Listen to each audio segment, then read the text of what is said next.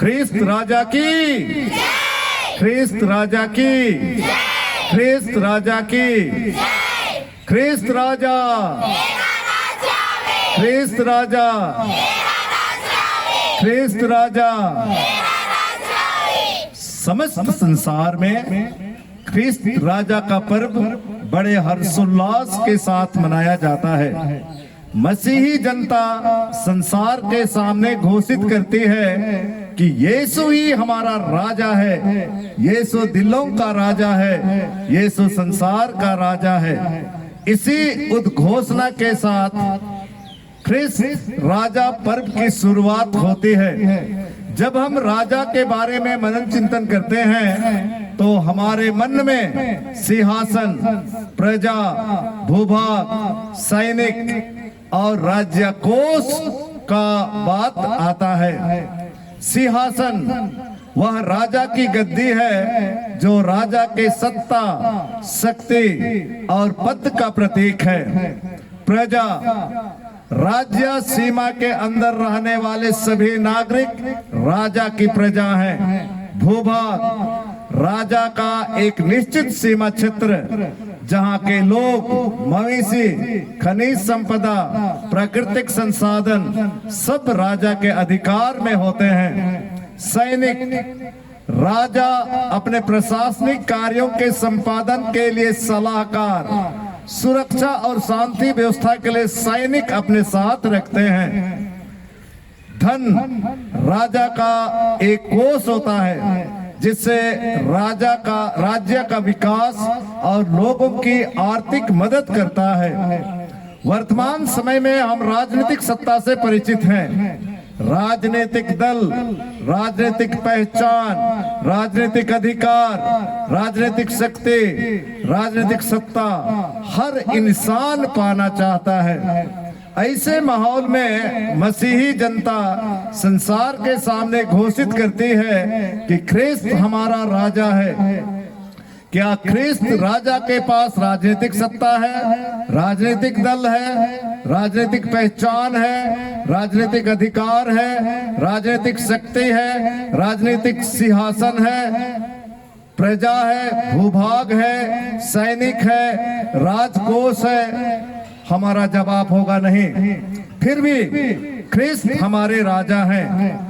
सिंहासन संसार के राजा की पहचान निश्चित भूभाग के राज सिंहासन में विराजमान व्यक्ति के रूप में होती है। यीशु अपने सिंहासन के बारे में क्या कहते हैं? लोमड़ियों के अपनी मांदे हैं और आकाश के पक्षियों के अपने घोंसले, परंतु मानव पुत्र यानी राजा के लिए सिर रखने को भी जगह नहीं। प्रजा, यीशु की प्रजा कौन है? यीशु कहते हैं, थके, मांदे और बोझ से दबे हुए लोगों, तुम सबके सब मेरे पास आओ, मैं तुम्हें विश्राम दूंगा। संत मत्ती का सुसमाचार अध्याय 11 पद संख्या 28।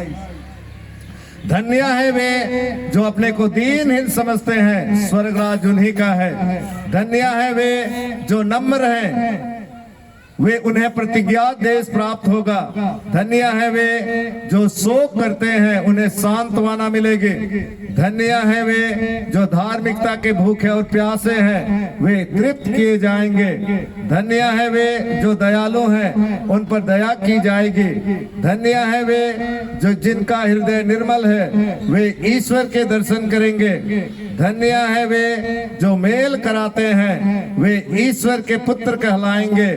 धन्य है वे जो धार्मिकता के कारण अत्याचार सहते हैं, स्वर्ग राज उन्हीं का है। धन्य हो तुम जब लोग मेरे कारण तुम्हारा अपमान करते हैं, तुम पर अत्याचार करते हैं और तरह तरह के झूठा दोष लगाते हैं। खुश हो, आनंद मनाओ, स्वर्ग में तुम्हें महान पुरस्कार प्राप्त होगा। संत मत्ती का सुसमाचार अध्याय 5 पद संख्या 3 से 5 तक। भूभाग, यीशु कहते हैं, हमारे राजा कहते हैं, मेरा राज्य इस संसार का नहीं है। संत योहन का सुसमाचार अध्याय 18 पद संख्या 36। ईश्वर का राज्य खाने पीने में नहीं, बल्कि न्याय, शांति और पवित्र आत्मा द्वारा आनंद का विषय है। रोमियों के नाम संत पौलुस का पत्र अध्याय 14 पद संख्या 17। सैनिक के बारे में यीशु कहते हैं, यूहन्ना का सुसमाचार अध्याय 18 पद संख्या 36, मेरा राज्य इस संसार का नहीं है। यदि मेरा राज्य इस संसार का होता तो मेरे अनुयायी लड़ते और मैं यहूदियों के हवाले नहीं किया जाता, परंतु मेरा राज्य इस संसार का नहीं है। धन के बारे में यीशु क्या कहते हैं? पृथ्वी पर अपने लिए पूंजी जमा नहीं करो जहां मोर्चा लगता है, कीड़े खाते हैं और चोर सेंध लगाकर चुराते हैं। स्वर्ग में अपने लिए पूंजी जमा करो जहां ना मोर्चा लगता है, ना कीड़े खाते हैं और ना चोर सेंध लगाकर चुराते हैं। संत मत्ती का सुसमाचार अध्याय 6 पद संख्या 19 से 21।